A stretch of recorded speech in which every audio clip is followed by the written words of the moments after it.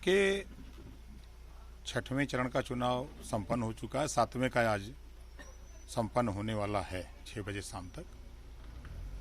और गाजीपुर, मऊ, आजमगढ़, आपके अंबेडकर नगर, बलिया, ये 5 जिले में तो 1 सीट न भाजपा को मिलना है न बसपा को मिलना है। और बनारस में 8 सीटें हैं, 8 में हम 5 जीत रहे हैं, 2 पे लड़ाई है। चंदौली में 4 है, 4 में 3 हम जीत रहे हैं, 1 पे लड़ाई है। जौनपुर में 9 सीटें हैं, 9 में 7 हम जीत रहे हैं, 2 पर वहाँ लड़ाई है। इस तरह पूर्वांचल में जो 54 सीटों का चुनाव हो रहा है आज 7वें चरण का, आप देखिएगा इसमें कम से कम हम लोग 45 से 47 सीट जीतेंगे। ये यहाँ का, क्योंकि जो प्रदेश का माहौल भारतीय जनता पार्टी ने खराब कर डाला, जो पिछड़े दलित का आरक्षण लूटा, आरक्षण जो बाबा साहब डॉक्टर अम्बेडकर ने दिया उसको ये खत्म कर रहे हैं। दूसरा, जातिवार जनगणना कराने के सवाल पे भारतीय जनता पार्टी ने सुप्रीम कोर्ट में एफिडेविट दिया कि हम नहीं कराएंगे। और माननीय अखिलेश यादव के नेतृत्व में जो गठबंधन बना, ये जातिवार जनगणना कराने के लिए कि सरकार बनते ही 6 महीने में करा देंगे। दूसरा, गरीबों का इलाज हम कोई भी जाति धर्म का होगा हम फ्री में इलाज करेंगे, ऑपरेशन फ्री में करेंगे। तीसरा, एक समान अनिवार्य और फ्री शिक्षा हम देंगे। और प्रदेश में बिजली सरकार बनते ही शपथ जिस दिन अखिलेश जी लेंगे उसी दिन से लगातार 5 साल घरेलू बिजली का बिल माफ़ कर देंगे। प्रदेश में इस बात को जब कहिए बिजली के बिल माफ़ी पर, तो हर आदमी एग्री है कि नहीं ये चीज़ होना चाहिए। जो योगी मोदी जी के आवारा पशु, या हम अपनी भाषा में पूर्विया भाषा में उसको ललका साँड़ कहते हैं, तो ये ललका साँड़ से निजात दिलाने के लिए पूरे प्रदेश की जनता अखिलेश यादव जी को वोट दे रही है, उनके गठबंधन को वोट दे रही है। और जहाँ तक गाजीपुर जहूराबाद का सवाल है, तो यहाँ जितना भाजपा और बसपा मिल के वोट पाएंगे उतना वोट से हम चुनाव जीतेंगे।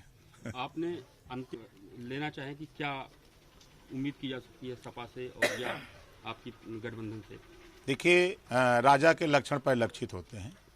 हम देख रहे हैं कि करीब 5वें चरण से ही अधिकारी मूड बदल लिया है। अब तो अखिलेश जी के बंगले की सफाई हो रही है, मुलायम जी के बंगले की सफाई हो रही है, शिवपाल के बंगले की रंगाई पोताई हो रही है। तो वहाँ उन लोगों को मालूम हो गया है ब्यूरोक्रेट को कि आ रही है सरकार समाजवादी पार्टी गठबंधन की। तो ये दिख रहा है लोगों को। और प्रदेश की जनता बदलाव चाह रही है। महंगाई की मार से अब जो गरीब 250-300 रुपया डेली पे काम कर रहा है उसके परिवार कैसे चलेगा?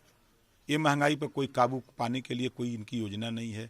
बेरोजगारी चरम पे है, रोजगार की कोई इनकी योजना नहीं है। ये सिर्फ नफरत की राजनीति करते हैं। हिंदू मुसलमान, भारत पाकिस्तान, मंदिर मस्जिद, ये सबसे क्या फायदा है भाई? घट घट व्यापी राम है, दुनिया देखे ना है। अलग अलग धर्मों के लोग हैं, अपने अपने धर्म की पूजा पाठ करें, क्या है? आप प्रदेश में अमन चैन पैदा करो, नफरत की बात क्यों करते हो? बात करोगे राष्ट्रवाद का, काम होगा जातिवाद का। आप भी अलायंस पार्टनर रह चुके हैं पिछली बार, तो क्या इश्यूज रहे जिनके ऊपर आपने छोड़ा? देखिए, Bharatiya Janata party use and throw वाली पार्टी है। वो अब आपने देखा कि पूरे उत्तर प्रदेश में लोग कोरोना जैसी महामारी में ऑक्सीजन के लिए, बेड के लिए, वेंटिलेटर के लिए, दवाई के लिए तरस रहे थे। और ये लोग बंगाल में वोट के लिए तरस रहे थे। इनको ये नहीं पता कि यहाँ लोग मर रहे हैं। बांदा से बलिया तक गंगा जी में हजारों लाशें तैर रही थी। इनको ज्ञान नहीं कि इससे हम कैसे निजात दिलावें। ये बंगाल में वोट के चक्कर में खाली पड़े थे। और आज प्रदेश में आप किसी परिवार में जाइए, आपको ये लगेगा कि वो परिवार रोजगार के लिए परेशान है। वहाँ का नौजवान परेशान है, उसके माँ बाप परेशान है, पढ़ा लिखा करके कि रोजगार नहीं मिल पा रहा है, वो परेशान है रोजगार के लिए। आज किसान से बात करिए तो योगी मोदी के ललका साँड़ से फसलें चरी जा रही हैं। इसको रोकने के लिए इनके पास योजना नहीं है। खाली नफरत की बात बोलते हैं। हिंदू मुसलमान, भारत पाकिस्तान, और पाकिस्तान सबसे ज़्यादा भाजपा ही जाते हैं। हमारे देश के प्रधानमंत्री जी गए, नवाज शरीफ की पत्नी को पैर पकड़े, साल भेंट किए, बिरयानी खाई चले आए। आपके लाल कृष्ण आडवाणी जी गए, जिन्ना जी के मजार पे चादर चढ़ा के आए। वहीं आप देखिए, जो अटल बिहारी वाजपेयी गए थे, वही ये स्वर्गीय अटल बिहारी वाजपेयी जी समझौता एक्सप्रेस चलाए। पाकिस्तान में जो समझौता एक्सप्रेस लेके गए तो उसके पीछे क्या मकसद था? समझौता एक्सप्रेस आप चलाए तो जो आप काम कर रहे हो, एक तरफ तो नफरत बीज बो रहे हो, और दूसरी तरफ आप समझौता एक्सप्रेस चलाए। हम तो गलत बोल रहे हैं, लेकिन गोबर का कारोबार देंगे, है ना। हमारे देश के प्रधानमंत्री, पढ़ो तब न जानकारी होगी, है। सर बात करें हम, आपने बीजेपी क्लेम कर रही है कि वो 300 के पार जा रही है, तो उसके देखिए, दिल्ली में भी चुनाव हो रहे थे, दिल्ली में भी ये 2/3 चुनाव जीत रहे थे और 2/3 में 3 सीट पाए। ये बंगाल भी गए थे, बंगाल भी 2/3 सीट पा रहे थे और लौट के चले आए। अगर इतना इन्होंने काम किया, इतने बड़े शोहरत के नेता लोग हैं, तो आप बताइए कि ये थूक लगा के पर्चा क्यों बांट रहे थे? आप देखा है आपने? और देश के प्रधानमंत्री जिलेवार घूम घूम के वोट मांग रहे हैं, पहली बार आजादी के बाद हो रहा है। तो ये सब जो सरकार के रवैये हैं, पिछड़े दलित आरक्षण के सवाल पे 69,000 शिक्षक भर्ती, 68,500 शिक्षक भर्ती का आरक्षण लूट लिया योगी जी ने। आज गरीब सवर्ण को 10% आरक्षण 72 घंटे में आप दे सकते हो, तो 52% जो पिछड़ों का, इनका आरक्षण कब दोगे? तो इनके विषय में सिर्फ वोट के लिए ये लोग पिछड़े दलित अल्पसंख्यक को गुमराह करके वोट लेने का काम करते हैं। हिस्सेदारी की बात आती है तो मुकर जाते हैं। आज नौजवानों को रोजगार की जरूरत है, रोजगार कैसे पैदा हो, इस पर कोई योजना नहीं है। तो ये कथनी और करनी में अंतर आ गया है और उस अंतर का जवाब जनता दे रही है। जवाब जनता तो दे देगी, उसके बाद आपकी अगर बारी आई तो आप क्या करना चाहेंगे? कुछ जनता के लिए देखिए, हम लोगों ने जो जनता के बीच में कहा है, पहला कि मुख्यमंत्री अखिलेश जी जिस दिन शपथ लेंगे उसी दिन से हम 300 यूनिट बिजली फ्री देंगे प्रदेश की जनता को। हम गरीबों का इलाज, कोई भी जाति धर्म का हो, हम गरीबों का इलाज फ्री में करेंगे, चाहे ऑपरेशन हो, चाहे इलाज कराना हो, उसको फ्री में देंगे। हम प्रदेश में जातिवार जनगणना 6 महीने में करा देंगे।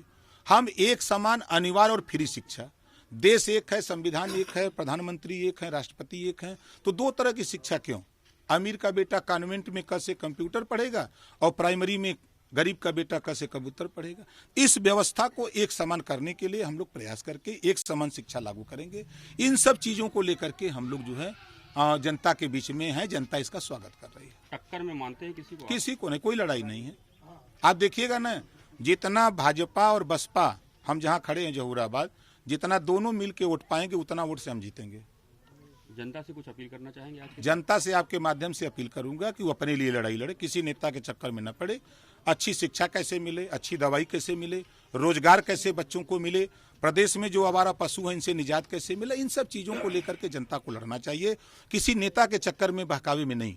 हम तो साफ साफ कहते हैं कि हमने, जहूराबाद के लोगों ने मुझे वोट दिया, पूरे उत्तर प्रदेश में एक मिसाल है, 6 करोड़ 82 लाख रुपया गरीबों के इलाज ऑपरेशन के लिए दिया।